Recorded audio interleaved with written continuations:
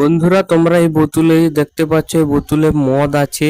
আমরা ঢালতে চলে যাচ্ছি কাশিজোড়া প্রতাপপুরে, মহাপুরুষ ঠাকুরের কাজ। শুধু আমি যাচ্ছি না, আমার সাথে আমাদের গ্রামের অনেকজনই যাচ্ছে।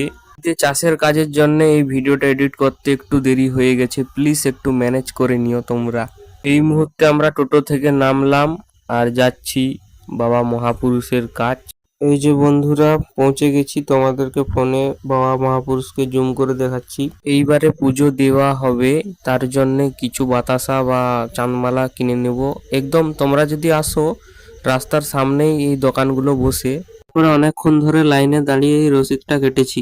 2 বছর আগে যখন এসেছিলাম এরকম নিয়ম ছিল না। রসিদটা কাটা হয়ে যাওয়ার পরে আমি মন্দিরে প্রবেশ করলাম পুজো দেব। মদ ঢালার ভিডিওটা করতে পারিনি, এখানে অনেক কষ্টে ভিডিওটা করেছি। কমিটি বারবার না বলছে কোনো রকম ভিডিও বা সেলফি তোলা হবে না। প্রথম থেকে এখানে প্রচন্ড ভিড় ছিল, আর দু একজন সেলফি তুলেছিল, আরো ভিড় বেড়ে গিয়েছিল, তারই জন্য এরকম কমিটি করলো। বন্ধুরা, পুজো দেওয়ার পরে আমাদেরকে প্রচন্ড খিদে পেয়েছিল। কিছু খাবার খাওয়ার জন্য আমরা রাস্তার এপাশে চলে এসেছি। এই যে বিলে, এখানে অনেকটাই বড় মেলা বসেছে। এই যে তোমরা দেখতে পাচ্ছ, বিলে মেলা বসেছে। আর তারপরে এই যে দোকানে চলে এসেছি। এই দোকান থেকে পকোড়ি ভাজা খেয়েছি, আর কিছু খাইনি।